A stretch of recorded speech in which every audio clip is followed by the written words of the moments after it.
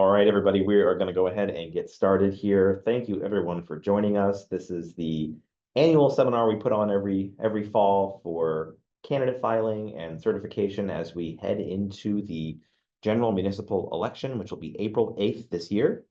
So let me go ahead and move forward here. So just if you'll indulge us for a couple minutes, I wanted to take a second and talk about what we have just wrapped up. Just this last Tuesday, the 19th, we officially certified the big general election that was on November 5th. And we have a little bit of a neat infographic there so you can see that over 500,000 people voted in that election, which was pretty big, biggest we'd had since 2020, of course. So countywide turnout was about 77%, which is only down just slightly from 2020. So it was a pretty busy election for us. We had well over 200,000 people vote before election day. Over 250,000 people voted if you include absentee by mail and folks who voted absentee in person without an excuse. We had 14 satellite offices open for that. Those were very, very popular. They made pretty much every day feel like election day for 2 weeks straight. So it was quite a lot of administrative work to make sure everyone was where they needed to be at the right time. On election day itself, we had, again, over 200,000 voters go out to vote. You can see our turnout map there on the right. So no surprises there, kind of farther south, farther west you go, higher turnout. But still, over 500,000 people is a lot of people and a lot of ballots. So on election day, we had over 8,000 affidavits to process. In the last few months, we had almost 100,000 people either change their address on their registration record or register to vote for the first time. So a lot of work for our registration department. And one thing that we're really proud of here is all of our lookup applications on our website, things like the line tracker application that you can use for the satellite offices or the line tracker app on election day, the sample ballot lookup. Those were always really popular. And this year they went really crazy. And we had over 3 million people or 3 million clicks on those applications over the last couple of weeks. So those were definitely a big success that we're really proud of. So now we're switching gears to the April 8th general municipal election, which is a very different animal. Local elections always give us unique challenges. It's very different from a November election. So for context, last April, we only had about 100,000 ballots cast versus 500,000 that we just saw for November. And turnout was roughly 16%. So we expect roughly the same this coming April. And an April election is never guaranteed to be county-wide necessarily. So when we say county-wide, we mean that every voter in the county has something on their ballot. So there's always a chance that an April election will have some voters with nothing to vote on, so it's not considered countywide. But even though we don't expect as many voters as November, it's still a unique challenge because of St. Louis County's unique structure. As most of us on this call probably know, we are blessed with a myriad of different political districts. So 23 school districts throughout St. Louis County, 24 fire districts, and of course, 87 municipalities. Most of us on this call are probably familiar with a lot of these places. Within the municipalities, that's 58 Class 3 and Class 4 cities, 17 charter cities who kind of have their own rules of engagement for a lot of processes, and we have 12 towns and villages. So this is why the April election is always a unique challenge for us. It's a different type of animal from November, but trying to get things prepared before election day in April and make sure we get the ballot content just right is a unique challenge because most of these entities here listed will have something on the ballot, whether it be a school board race or a bond issue, a tax matter, a race for mayor, city council, things like that. So we expect a lot of these types of things for the April election. So why do we take candidate filing here at the Board of Elections? I'm Ryan Moser, if I didn't already say that. My partner, Katie Hudson, and I handle most of the candidate filing for our office. And we take candidate filing because we offer cooperation agreements for candidate filing for school districts and municipalities. We started doing this about 8 years ago because this can be mutually beneficial for all sorts of reasons. Unfortunately, when mistakes happen with the candidate filing process, it can lead to costly and time-consuming legal disputes between candidates and political subdivisions. These disputes can lead to confusion for us and threaten our ability to have the ballot finalized in time. So the election voting starts 6 weeks before election day for absentee voting. So we need to have the ballot really kind of set in stone sometime in the month of February. So if someone is tied up in court fighting about ballot placement, who's first, who's second, things like that, then it really leads to headaches for everyone involved. So this year we're taking filing on behalf of 32 different political entities. So that's 15 school districts plus a community improvement district for a June election. And we're also taking filing 15 school districts and the St. Louis Community College District. So most of you are well aware that we offer this, but we always want to remind you. We try to send out a reminder in the early fall every year about this. So look for that email again next year. And for this year, we're sort of wrapped up with taking more people on. But for next year, if this is something you're interested in, reach out for more information. So for this year, we have a few points that we want to go over after last April's election. We noticed a few things that tripped a lot of people up, so we wanted to make sure we hit those points. So last April, we had a record number of races in which no candidate filed. So that led to a lot of anxiety for a lot of people, a lot of confusion as to what happens then if you have an office open with a seat and no one comes to file. What happens then? Spoiler, it's a write-in candidate at that point. So with that being said, with write-ins, I've got a slide in here that explains a little bit about what happens when a write-in candidate files, who needs to file as a write-in candidate in the first place, who shouldn't file as a write-in candidate, things like that. And then we also want to remind everybody to think hard about if you've had any recent vacancies on your elected boards, or has anyone had to resign? Have you had to fill a position via appointment? If that seat was not scheduled to be up this April, but you had to fill it via appointment, you should be taking candidate filing for that seat because it should be on the ballot in April. So we'll talk more about that here pretty soon. But first things first, we want to mention the authorized official form that should be in your packet that we sent out.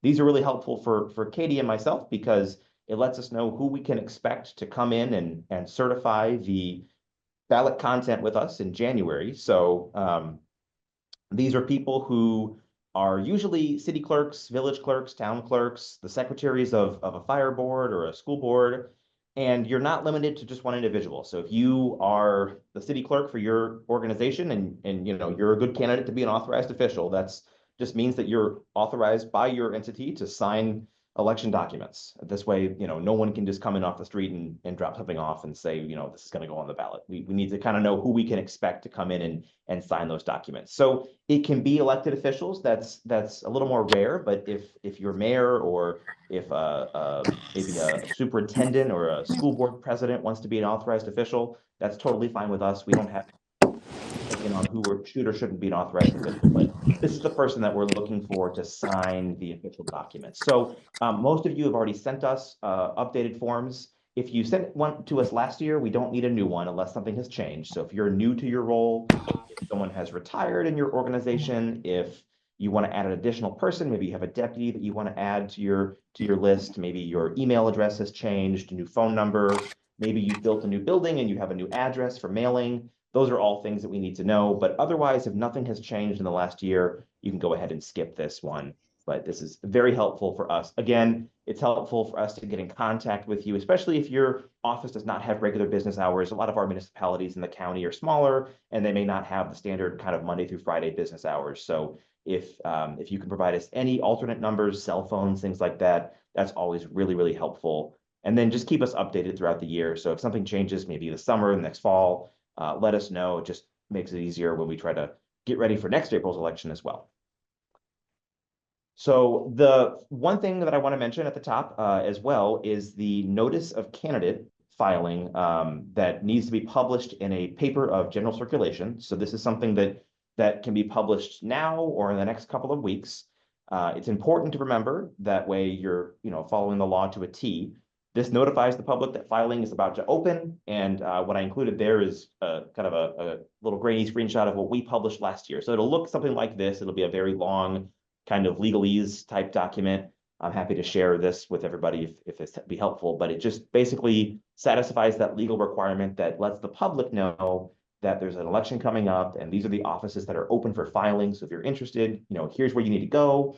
Here are the dates and times, the times that your office will be open for filing. If you're going to be closed at any time in the holiday window, you can let us know as well. So, or let the public know. So if you're going to be closed for Christmas, for example, like we will, you'll put that in that notice as well. That way, nobody tries to show up on Christmas Day. And if they do, you're covered because you published that you'd be closed on Christmas Day. So just make sure you're clear on on the closures if you're going to be closed anytime besides your normal office hours or during your normal business hours. Speaking of newspapers, we use the County-In. It's a legal sheet for our publications because it satisfies that legal requirement to be a paper of general circulation. It's not a paper that a whole lot of folks read, but it still qualifies under the law. So if you have any questions about what papers qualify, I know a lot of municipalities or entities down south use the Call. Up north, a lot of people use the St. Louis American. I know those two qualify, but they're a little more expensive to publish. So the County-In is usually a little bit cheaper, which is why we like them. They're pretty consistent. They're very responsive as well. So that's one we use. If you're filing, if we're taking your filing on your behalf, we'll publish this for you. But if not, make sure that you don't forget to do this. And that's very important, by the way, if you're trying to forego your election, which we'll talk about a little bit later. So now for the candidate filing window itself. Candidate filing this election opens on December 10th. That's a Tuesday at 8:00 a.m. And it runs through December 31st at 5:00 p.m. That's another Tuesday. I know that sounds a little bit crazy that it closes on a holiday like that, but we'll talk about that a little bit later. We always recommend that you review the state statute. Here at our office, we are totally bound by Missouri election law, and we're constantly reviewing the election law and just rereading things and making sure that we're following everything to a T. So that's RSMO 115.125 that talks about candidate filing. And consult with your attorney. If you have a good attorney that you trust, a responsive attorney that can answer any questions, if you're hesitant about any unique situations for your entity, you might want to consult with your attorney before things get started.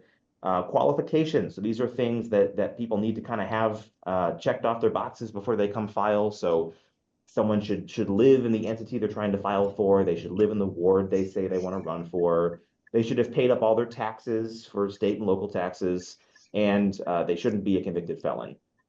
We'll talk about this a little bit later. Although these are the qualifications for holding public office, Katie and myself, and probably no one on this call, is actually qualified to turn anybody away. So if somebody comes to file and you may know good and well that they don't live where they say they live, the law has been pretty clear, and legal cases in the past have made it pretty clear that none of us here have the authority to reject any filings. And we'll talk about who can disqualify a candidate later on. It's helpful to provide a list of requirements for your candidates. We always do that for our candidates. We will give them a sheet if they're filing for school board or for mayor, things like that, and just kind of go over the basic qualifications before they file as to, here's what you need to have before you come file. If they decide, actually, I'm not qualified, they may decide not to file. But even if they're not qualified, we will still take their filings. That's just been pretty clear by previous court cases and court decisions. So if you have ordinances or bylaws or city charter language, you might want to share that with your candidates as well before they officially file. Come on, Sadie. But there are 3 major forms to complete, and these are all included in the packet that we gave you. The same forms as previous years. Nothing has changed this year. It's pretty straightforward because there's only 3 forms. So the first form that we gave you was a copy of our version of the Declaration of Candidacy form. It doesn't have to look exactly like ours. So if you have one that you've designed that looks a little bit different, as long as it kind of covers those basic guidelines, as long as it hits those major points that are on our form, you should be all right. Our form is designed after a pretty generic state version of the form. So the name that they put on the form should be the same name that they want to appear on the ballot. And that's an important point. So if their name is Jonathan, but they want to go by John, things like that are pretty common, and they're totally fine.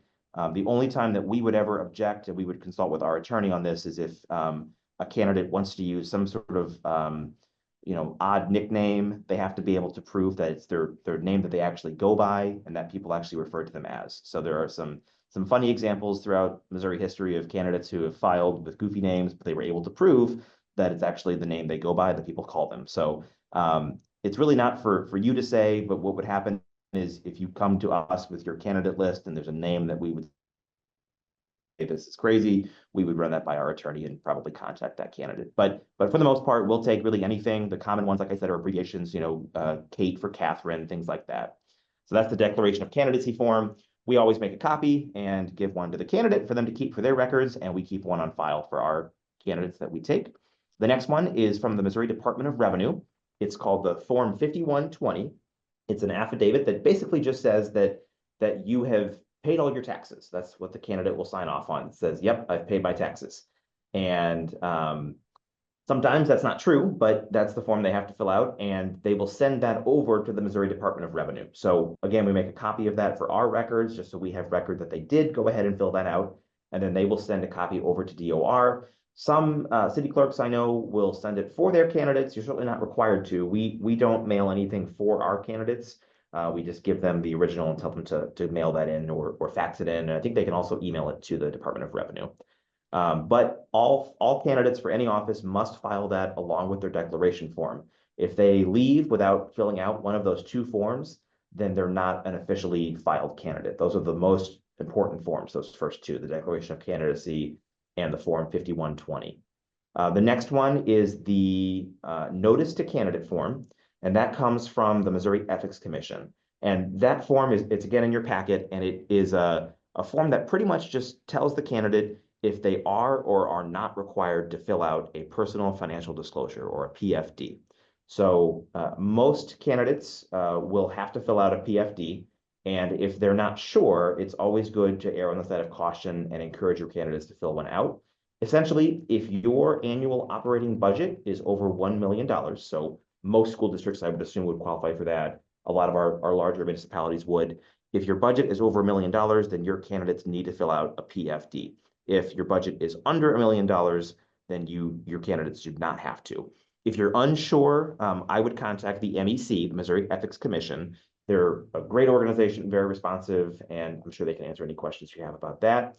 Another important point is if your organization has a conflict of interest ordinance on file with the MEC, then your candidates can fill out the shorter version of that PFD. There's two versions, and they're both in your packet. One of them is 2 pages long. That's the short version.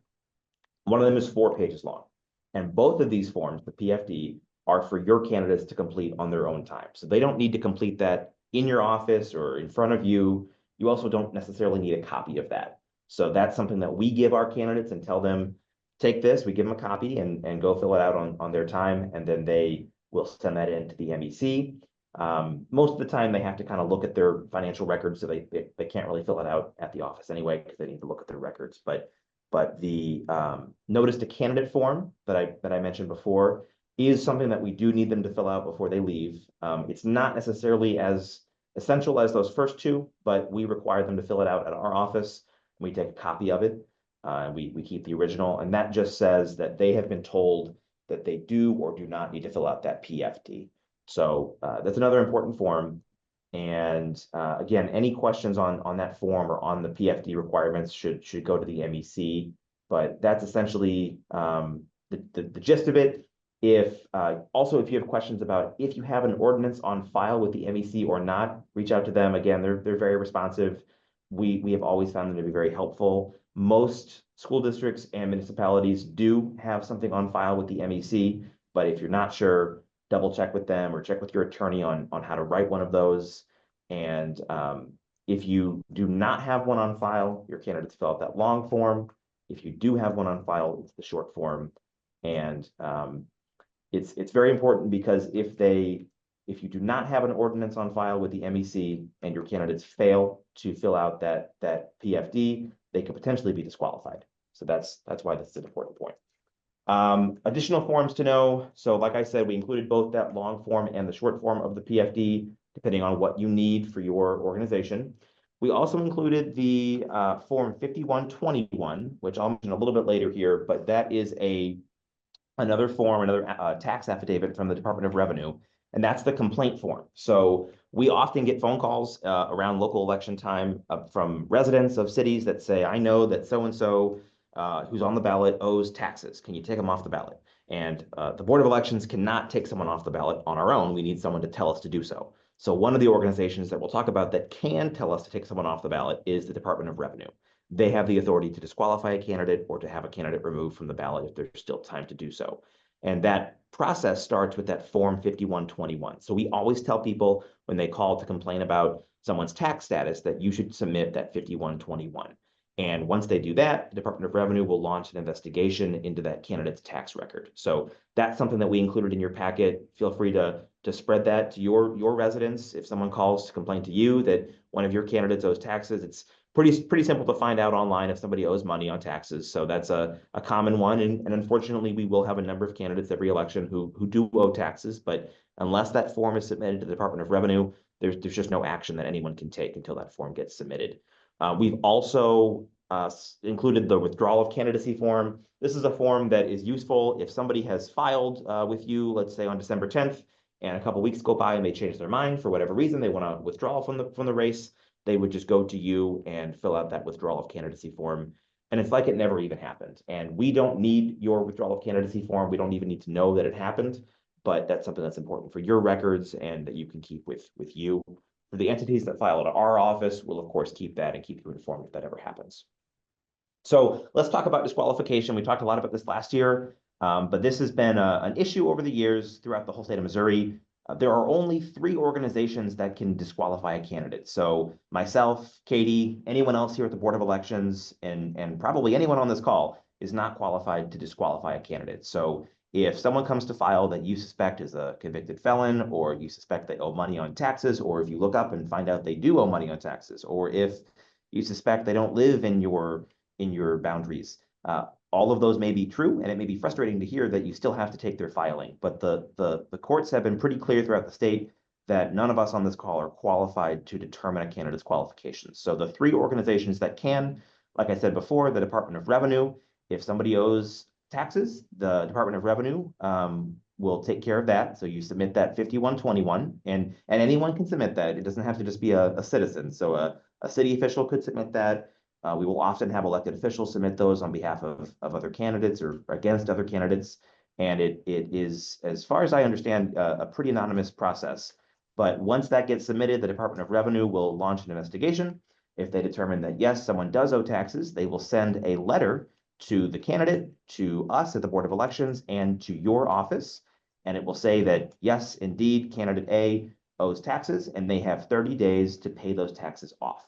So we will often get people who call and complain about someone's tax status on, let's say, March 15th, and we inform them they need to submit that form, but they submit the form, and then that candidate gets 30 days. So that's going to end after the election. So we had that happen a number of times last year where somebody was disqualified after the election had already taken place. So at that point, it's really up to the entity to decide what to do, and it's up to your legal counsel to give you advice on to let that person take office or not, and kind of what to do at that point. But so anyone who has questions about someone's tax status, the earlier you submit that complaint, the likelier the candidate will be able to be actually disqualified before election day, because they will always get that 30-day period to pay off those taxes. So we'll know the official list of candidates by January 28th.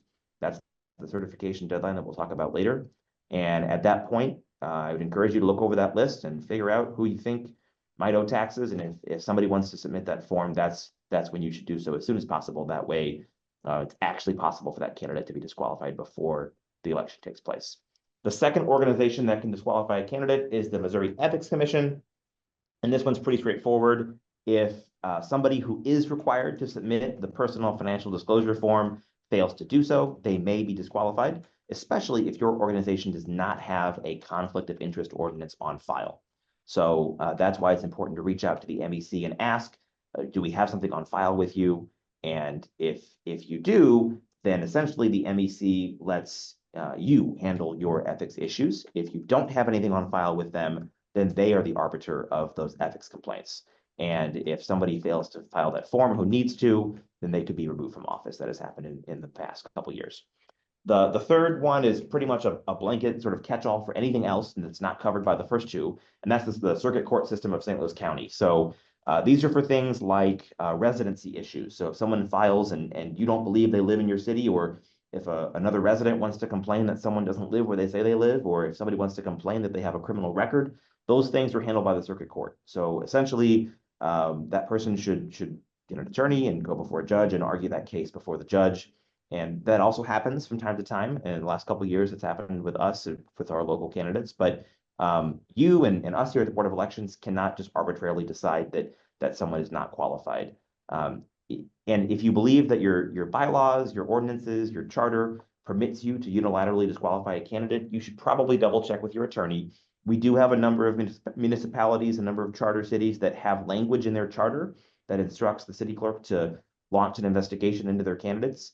And unfortunately, that language was just written so long ago. And the court cases in recent decades have made it pretty clear that that sort of thing is not permissible under the law. So we have some good faith efforts sometimes to determine qualification, and that does not usually stand up to muster. So double check with your attorney if you think that you're supposed to be investigating your candidates before they file, things like that. But if you do try to disqualify somebody and the court finds that you shouldn't have done so, it will again just lead to confusion on our end as to who should be on the ballot. These court cases can be costly, they can drag on for weeks. So it's better to double check with your attorney before you try to turn someone away from filing or reject their filing altogether. All right, so oh, excuse me for that first bullet point there. That is from last year's deadline, but the deadline for this year. Oh, actually, I'm sorry. This is for this one. So for certification, so for the April 8th election. So once candidate filing closes on December 31st, you have about a month to get all of your documents together for us. So this will include your list of candidates and things like that, and we'll kind of cover the different documents that you'll turn into us for certification. But essentially, you have about a month until January 28th at 5 p.m. That's a Tuesday. Most of these dates are going to be on Tuesdays. So the 3 ways that you can deliver these documents to us. Number 1, you can come in person. I know a lot of you will choose to do that. We're the same place we were last year. We're in St. Anne at the old Northwest Plaza Shopping Center. The second way is via certified mail. And the third way is by a courier. So if you want to hire an organization to deliver something on your behalf, that's fine.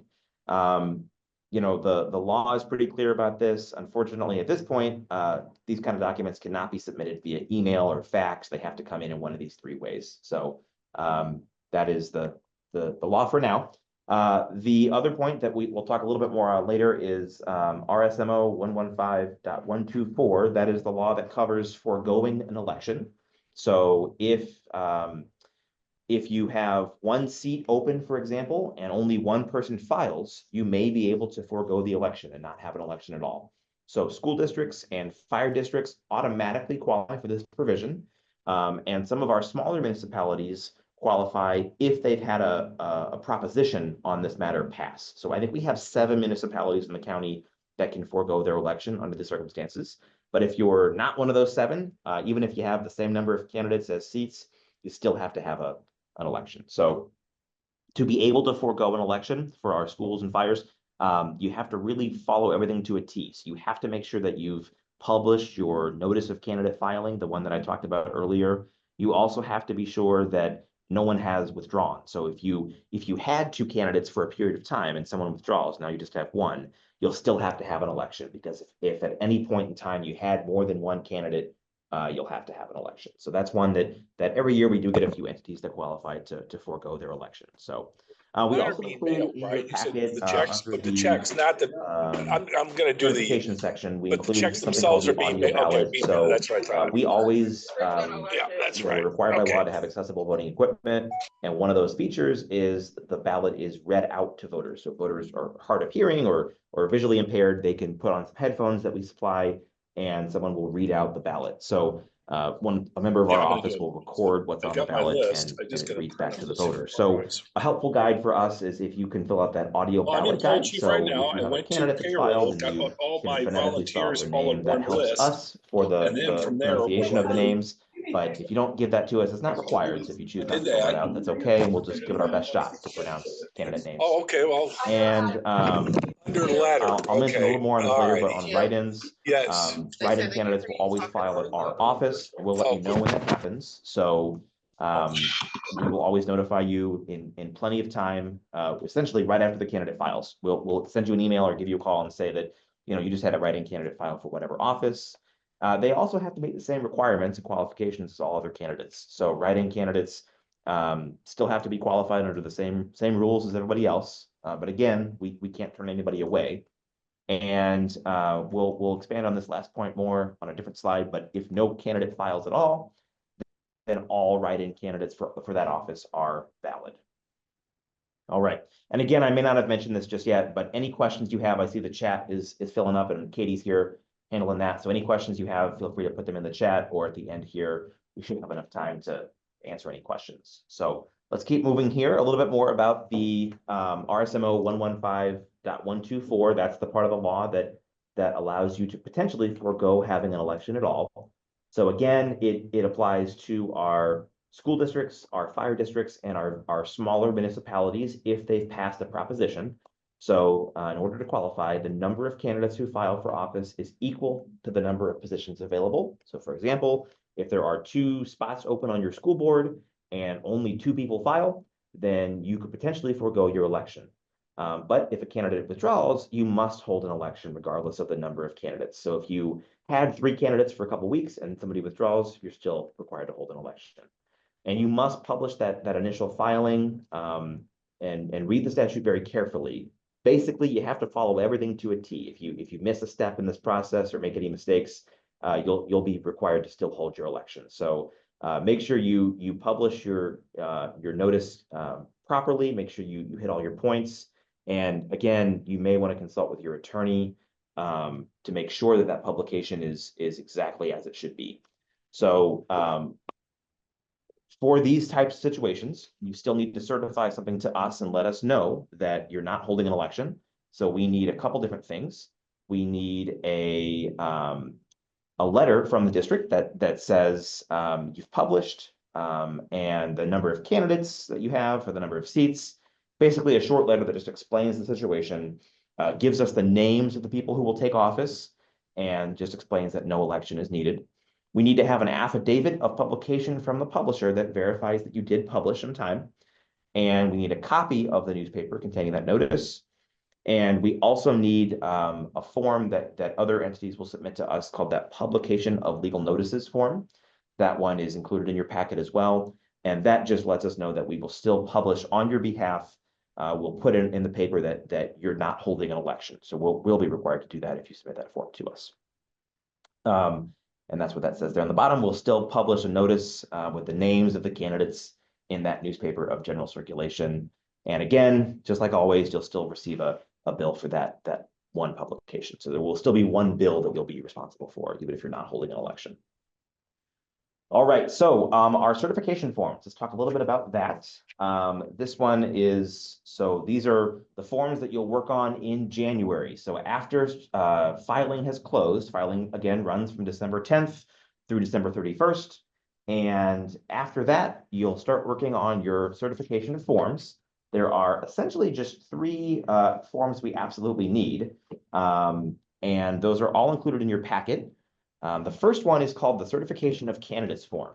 And this one, you'll just kind of list out for us what you want to put on the ballot. So is it a ward? Is it a district? Is it a city council seat? Something like that. You'll check the box that says ward or seat, things like that, what number it is. So is it Ward 1? Is it Ward 2? Is it District 4? Whatever it may be. It may also not be a district at all, maybe mayor, maybe treasurer, things like that.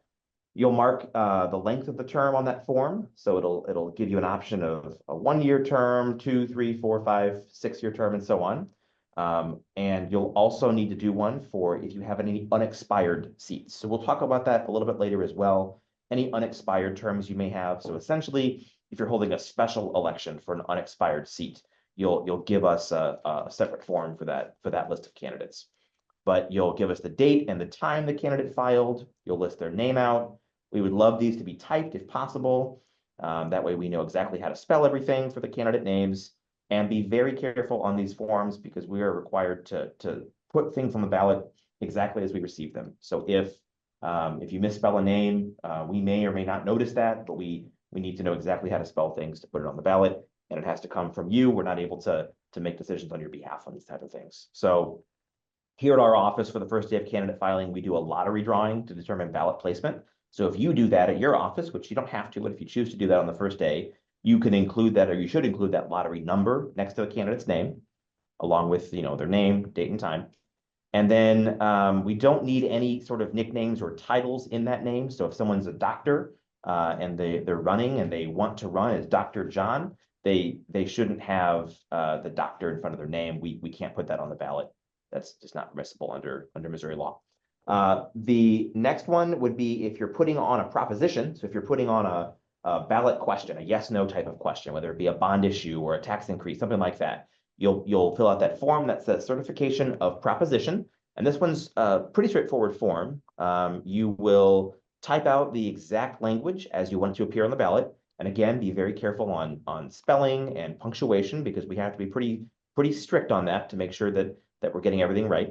So I would also encourage you to send this by your attorney to make sure that everything is cleared with them. You can use mixed case, so you can use capital letters and lowercase letters. And it's going to be a yes/no question. Very rarely state law would permit something besides yes/no, but for the most part, it's going to be a yes/no question. Again, the audio ballot pronunciation is helpful. And then, so after the certification of propositions, the second form that is really required by us is that publication of legal notices. This form, essentially, all you have to do is check those boxes that are listed there. And that tells us that you want us to publish on your behalf those legal notices. So what will happen after you certify, there are a couple more times that we have to publish that tell the public that there's an election coming, and we have to list what's going to be on the ballot. So we do that on your behalf as your local election authority. Whether you partner with us or not for filing, we still publish that one on your behalf. So that form lets us know that you want us to do that. A couple of cities have special requirements that ask us to publish that 4 times instead of just 2, but most cities, most entities just need us to publish that 2 times. And then the third form that we absolutely have to have is called the attestation, and it must be signed by that authorized official. That's the form that we talk about when we're talking about signatures. Make sure that the authorized official is the one to sign that attestation, and there's a spot to put your seal if you want to stamp your seal or punch your seal on the paper. That's totally fine. So, and again, at the bottom there, please make sure that district names and office titles are accurate. So just be a real stickler for exactly what you want to call things. You want someone to be called council member, councilman, councilwoman, things like that. Is it alderperson, alderman, alderwoman? It's going to be different for different cities, but be a stickler for that for your list. We also included in your packet for your reference for certification the ballot wording memo. So we don't really care what you call your proposition, as long as it is 1 letter or 1 word or 1 number. We can't accept anything that is longer than 1 letter or 1 number. We don't need to know the reasoning behind it. We always will publish on our website a list of things that we get as soon as we get them. So if someone certifies a proposition to us, we'll put it on our website so you can see if there's already a Prop A out there. Maybe you don't want to call your Prop A if there's another Prop A already out there that might confuse voters. So that'll all be on our website as we get things. But again, letters, numbers only. In some parts of the state, they don't have a rule about this. This is a rule that we have here at St. Louis County. So in some parts of the state, you'll have propositions that say, proposition save our schools, proposition fund our fire district, kind of long titles. But here in St. Louis County, we ask that you use 1 letter or 1 number and keep your proposition to 50 words or less. There are some circumstances where legally it has to be longer than 50 words. So if that comes up, that one we can make an exception for. But for the most part, to keep the ballot short, we need to be less than 50 words. Again, your attorney can help you a lot with wording your ballot questions. And then for ballot changes, we really prefer that once January 28th comes, that everything is pretty much locked in. So once you certify your things to us, at that point, really, once you give us your documents, we would like things to be pretty much locked in place. But if you have to make a change, again, as long as it's before January 28th at 5 p.m., we can be pretty flexible with that. But after January 28th, we really need things to be locked in. So it may not be possible for us to make any changes at that point, because we have to make sure the ballot is ready to go. Remember, absentee voting starts 6 weeks before Election Day. So that's going to be February 25th for this April. So on that day, folks are going to start voting either in person at our office or by mail. So by that day, everything's got to be locked in so that we know what to put on the ballot. All right, the next step is the ballot approval. So after you certify your documents to us, we will put together a ballot content report, and we'll have a couple of teams in our office who proof everything and look over every dot and every period, every comma, every space, make sure everything is exactly as you gave it to us. And then we will give it to you and ask you to confirm that we did everything correctly. We spelled everything right. We didn't make any typos, any faux pas. So look over that ballot content report. You'll usually get that. It should come sometime in February with enough time for you to review it and get it back to us. There's a form that you'll fill out and sign that just says that you read it and that you're okay with what we put and there's no issues. If we did make any mistakes, any typos, you can note that on that form. You'll put any corrections that need to be made on that form. Again, you'll sign it, send it back to us. We'll give you a deadline. Usually we give about a week to look over that form. And then this is just to proof what you certified to us, but it's not an opportunity to make any last minute changes. So, the ballot content report is pretty much final, except for typos. So it's not a chance for you to add on another proposition, things like that. All right, when to call your attorney. So we here at the election board will recommend you call your attorney all the time. We are not attorneys here at the election board. We don't employ any attorneys. We have an attorney, and we talk to him quite often because there are a lot of things that come up that we haven't seen before or don't know and need clarification on. So you should contact your attorney when you have questions about candidate qualifications. Am I allowed to disqualify this candidate? Am I allowed to turn this person away from filing? The answer will probably be no, but if your charter, maybe your charter tells you that you should do that, you might want to check with your attorney before you go ahead and do that. Any questions about your ordinances, any questions about ethics issues that the MEC can't help you with, questions about your district bylaws, things like that, or maybe you have a candidate who wants to withdraw after the certification deadline. That's a really tricky situation. So if someone wants to withdraw after January 28th, they will probably be out of luck unless they go to court and ask a judge to issue an order to have them removed from the ballot. So if you get called, in February and someone says, I've changed my mind, I don't want to run anymore, chances are they're going to be on the ballot. They can just sort of stop running and tell folks not to vote for them, but they will probably be out of luck unless they want to go to court and have a judge issue an order to us to have us take them off the ballot. So another reason to talk to your attorney is if you're running late on your certifications. If you were tied up in court with a candidate who wanted to dispute something, that might be a reason for a late certification. And any certification that comes in after January 28th is going to have to come in with a court order from a judge. So there's a separate deadline for that. I think it's 2 weeks after January 28th is that court deadline. So after that point, really, everything really is locked in stone. The Missouri Ethics Commission, they have all kinds of helpful seminars, helpful trainings similar to this, and those are all on their website. So those might be helpful to look at. They don't do a whole lot with local elections. They really default to you for ethics issues. So basically, what's in your bylaws, what's in your city charter, your code of ordinances, things like that. So they usually aren't able to help a whole lot with local stuff, but it's always helpful to kind of look at that. It may explain a little bit of when your candidates need to file committees with them for fundraising purposes, things of that nature. So check out their website for seminars, webinars, tutorials, things such as that. And there are, of course, penalties for candidates who don't properly disclose fundraising things. So those are all covered on that law there, RSMO 130.071. If you want to check that out, it might be helpful for your candidates. All right. So this is the new slide for this year. Any extra seats that are open. So think long and hard about the last few months. If you've had any candidates or any elected officials resign or move out of the city or pass away, things like that. Did you have to appoint someone to an elected position? So there was an election last April, but since April, has anyone left an elected position? If so, you've probably appointed someone to replace them. So in that case, you'll need to hold an election for that seat. That's going to be basically a special election, and it'll appear on the ballot. It'll say an unexpired term. So for example, if someone was elected last year to a 2-year term and they had to resign this fall, that term is not finished yet. So you probably appointed someone to fill that role. That seat should be on the ballot this April. So you should remember to take candidate filing for that seat this December. So again, it'll appear on the ballot. It'll say, in this example here, it'll say unexpired term, 1 year remaining for the term that expires in 2026 in this case. So just think about or any elected officials who have left recently.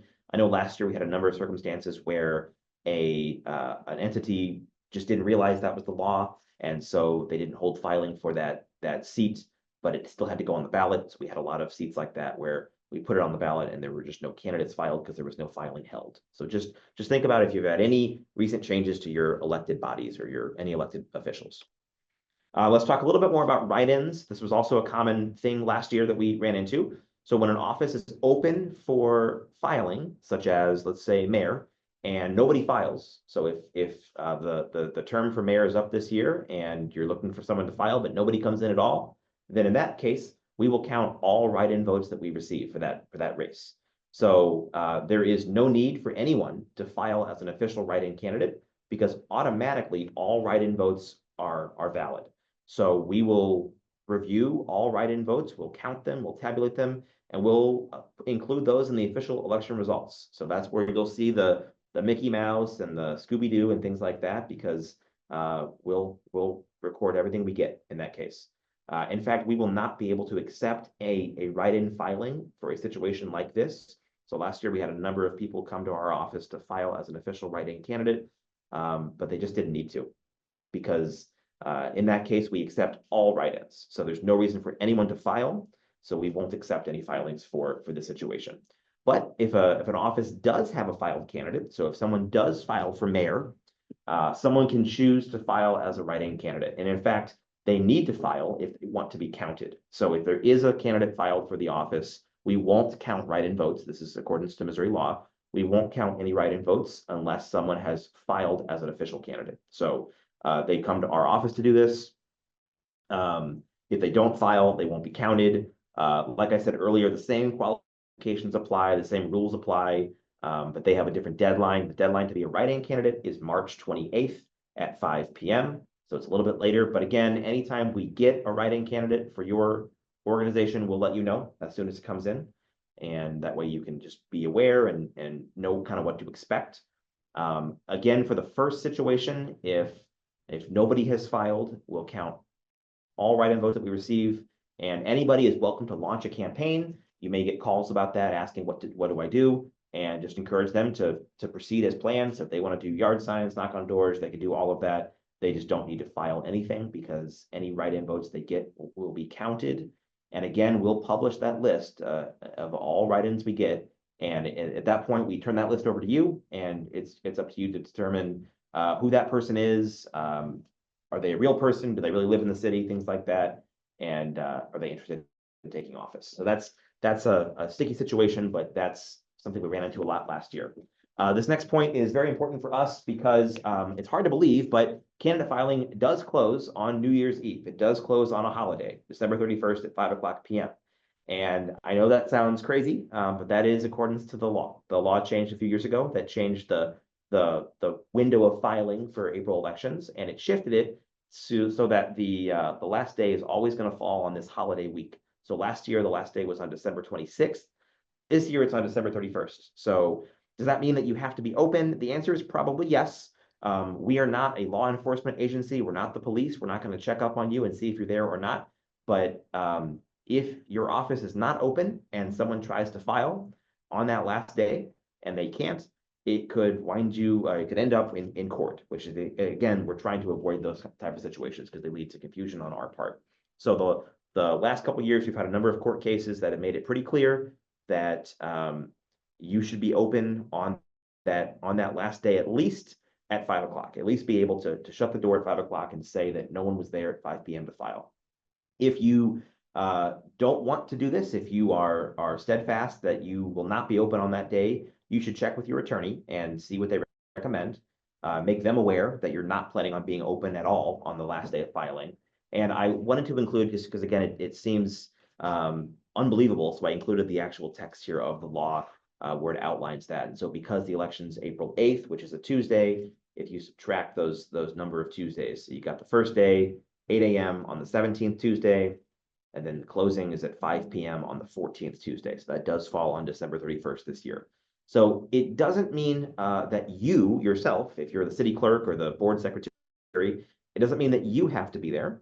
It just means that somebody from your organization should be able to take candidate filing if the situation comes up. So it may be a good idea to train another member of your staff. If you will be out of town on that day, if you'll be taking off that day, just make sure that somebody is there to take filing on that day by that late afternoon time. So myself and Katie, we handle candidate filing, and we'll be there at our office on December 31st. And it's a holiday for some of our staff, so not everyone will be here, but we'll be compensated at a later date. So that's an idea that you might want to explore. And your office doesn't have to be open the full day. So just be sure that someone is there to take a last minute filing at that very last minute and lock up and say that no one was there to file at the very last minute. So this is all because the law specifically mentions these 2 times. So the law mentions 8 o'clock on the 17th Tuesday, and it mentions 5 o'clock on the 14th Tuesday. So because it mentions those 2 times, that's the 2 times that you especially need to be there to take filing. In between those 2 times, you can be kind of flexible. So we will be closed on December 25th for Christmas Day, and just make sure you publicize any dates that you'll be closed outside of those normal business hours. So if your business hours are normally 9 to 5 and you're going to be closed on, let's say, December 24th, just make sure you publish that. That should be within the bounds of the law. The only 2 times that you really can't be closed are 8 a.m. on the 10th and 5 p.m. on the 31st. So in closing, I know we're coming up on that 11 o'clock time. So in closing here, we included an election calendar that's up to date for the upcoming elections in 2025.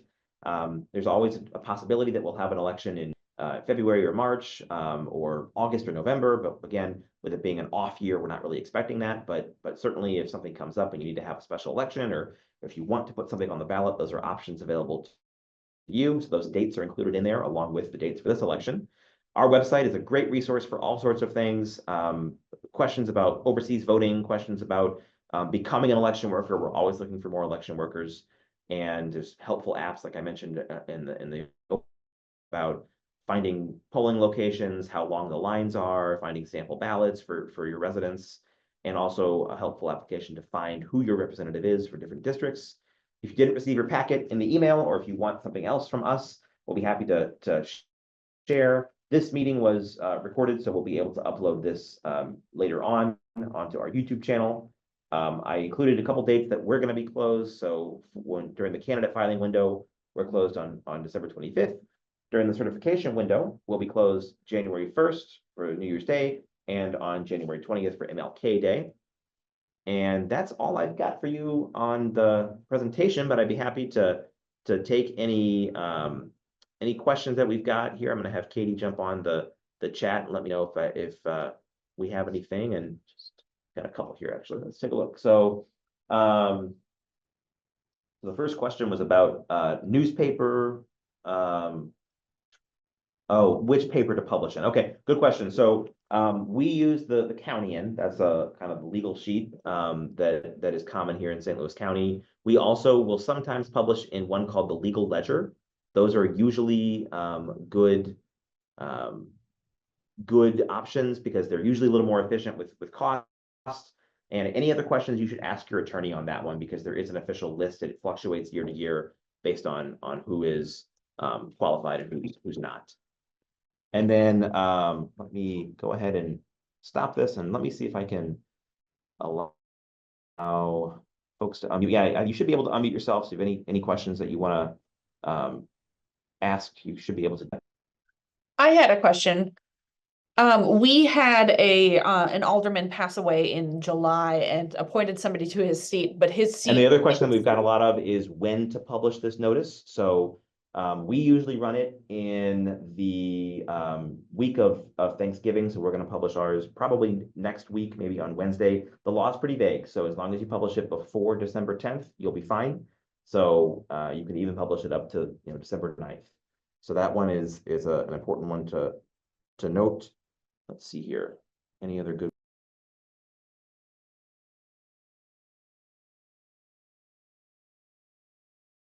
Included forms. Okay. Another question that Katie says we got a lot of was questions about checking to see if someone is a registered voter. Those are, voter registration records are always public. So if someone wants to reach out and have us check to see if someone's a registered voter, we can do that. But again, even if they're not a registered voter, I would caution you against turning someone away. I mean, you can maybe remind them that they're not a registered voter, but it might get you in some hot water if you try to reject someone for any reason, even if it's obvious that they're not qualified. This is Dorothy Matthews, and I'm calling because our city hall is under renovation. Another question is about if you don't have any open seats. So if you're not scheduled to have an election this year at all, then you don't need to publish anything. So if you don't have any seats open, if there haven't been any recent vacancies, then you should be okay. And you should pretty much be able to proceed without publishing anything. Unless there's been a vacancy, you need to have a special. Okay, I had a question about the fact that our city hall in Hamley Hills is under renovation. So I'm going to be doing it at a different location. Is that okay in terms of candidacy filing? Because I really don't have any other choice. I don't have a city hall. All right, I apologize if someone is trying to say something and I can't hear you, but I think those are the major questions that we got. So at this point, I know a lot of folks got to jump off to join a different training, so I will let you all go. But again, thank you very much for joining us today. Katie and I try to make ourselves available to any other questions. So our contact info is included in that packet or in any emails. Feel free to call or email anytime, and we'll be happy to help with any questions. So thank you all very much and have a great day.